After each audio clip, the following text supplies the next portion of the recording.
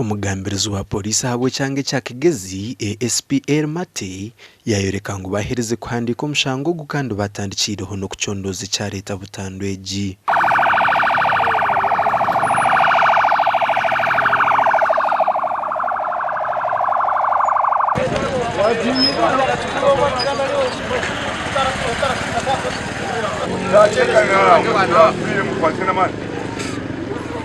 Abafana rwejema Bashil o myaka nkaga omutura w'ecyaro cya Ihimbisel omurutoma ward hamwe na Moses Asimwe o myaka 28 orukurga rw'akaramba cyetobo cyersel omurikijuguta ward. Motoka yaturuka side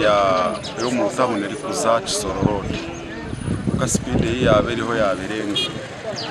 then kuyija yayika mu kona yabugana abantu babiri umwe yabarisize then undije ari ku ruga church konka kwa accident zibaga uri yayija ha speed pango munonga yayikarabugana abantu babiri bona yabatera umurundi kumwe yabitira kwa bona bagwa. Emotoka y'ekika kya Toyota Mark XA namba ya UBJ runana shanjunemu ya Mark nwaga w'omushubuzo rangano muri Kigezi niyo yatomera baberaba kandi yabanevugwa Alex Tumwakire orukumanywa nkamatama oguyarimo kushara kona nuko kutomera abantu aba bakaferaho nawe kandi bajangwe nizo za leta buzubungu zagire kuva singa ziratora kuriya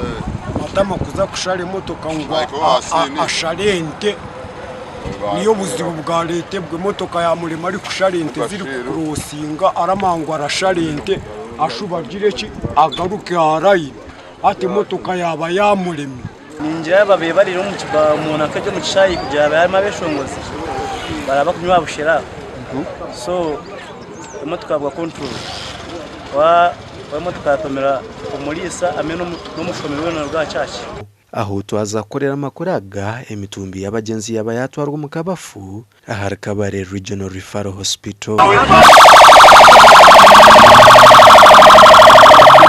Gashakwa Job na Manyapuri.